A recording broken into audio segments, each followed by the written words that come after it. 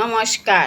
দেখুন রান্নাঘর দীপালি দিদি গাছ থেকে একটা আনারস নিয়ে এসেছে বন্ধুরা, তা দিয়ে আজকে একটা টক বানিয়ে দেখাবো। আপনারা পাশে থাকুন, সাথে থাকুন। দেখুন কেটে নিচ্ছি এখন। এই যে দেখুন অর্ধেক করে কেটে নিয়েছি, ওইটা দিয়ে কুড়ানো দিয়ে কুড়িয়ে নেব, নিয়ে টক বানাবো। যে গাছের আনারসটা আপনাদেরকে দেখিয়েছিলাম, অর্ধেকখান ঠাকুরকে দিয়ে দিয়েছি, প্রসাদ খেয়ে নিয়েছি, আর অর্ধেকটা দিয়ে ভাবছি আপনাদেরকে চাটনি বানিয়ে দেখাবো।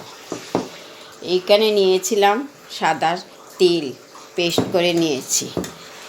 ওইখানে নিয়েছি গুড়, কাজু বাদাম, কিশমিশ আর খেজুর, তাও দেব।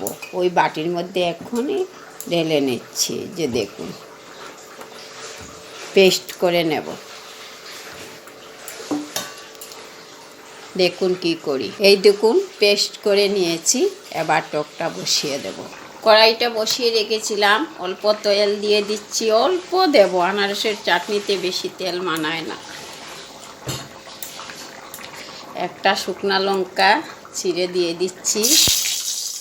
মরিচটা লাল হয়ে এসছে, এবার গোটা কয়েকটা শস্য দিয়ে দিচ্ছি। পুরনে টকে শস্যটা খুব ভালো না,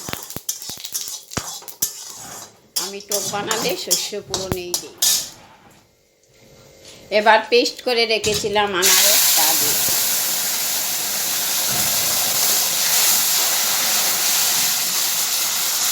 এবারে একে একে দেব এই যে বাদাম ধুয়ে পরিষ্কার করে কুচি করে রেখেছি। গুড় দিয়ে দেব, গুড়টা দিয়ে দিচ্ছি পরিমাণ মতো, এতটুকু লাগবে না।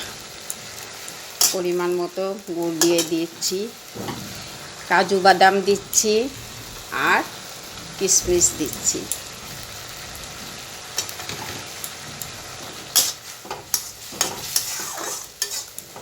নুন দেব পরিমাণ মতো, নুন দিলাম অল্প। 1 চামচ হলুদের গুঁড়া দেব, এই যে হলুদের গুঁড়া দিচ্ছি।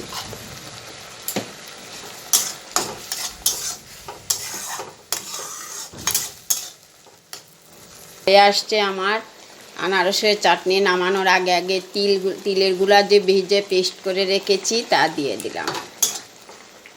আপনাদেরকে বলছি, আমার যদি আজকের আনারসের চাটনিটা আপনাদের ভালো লেগে থাকে তাহলে লাইক করবেন, কমেন্টের মাধ্যমে জানাবেন। ইউটিউব চ্যানেল দেখলে লাইক করবেন, ফেসবুকটা ফলো করবেন, শেয়ার করবেন, আমার পাশে থাকবেন, আমাকে উৎসাহিত করবেন। আজকে যদি আমার আনারসের চাটনি আমার কোনো নতুন বন্ধু এসে থাকেন তাহলে আমার ইউটিউব চ্যানেলটা সাবস্ক্রাইব করে নেবেন। হয়ে গেছে আনারসের চাটনি, এবার নামিয়ে নেব। আপনারা আমার পাশে থাকুন, আমাকে উৎসাহিত করুন। দেখুন কি সুন্দর হয়েছে, তিলের কি সুগন্ধ বেরিয়েছে। এই যে দেখুন আমার নিজের গাছের আনারসের চাটনি আমি রান্না করে আজকে আপনাদেরকে দেখালাম। আপনারা আমাকে উৎসাহিত করুন, বারবার বলছি, আমার পাশে থাকুন, লাইক করুন, কমেন্ট করুন। সুস্থ থাকুন, ভালো থাকুন। আগামী দিন দেখা হবে নতুন একটা রেসিপি নিয়ে। রান্নাঘর দীপালি আপনাদের পাশে সব সময় আছে নতুন নতুন রেসিপি দেখানোর জন্য। নমস্কার বন্ধুরা।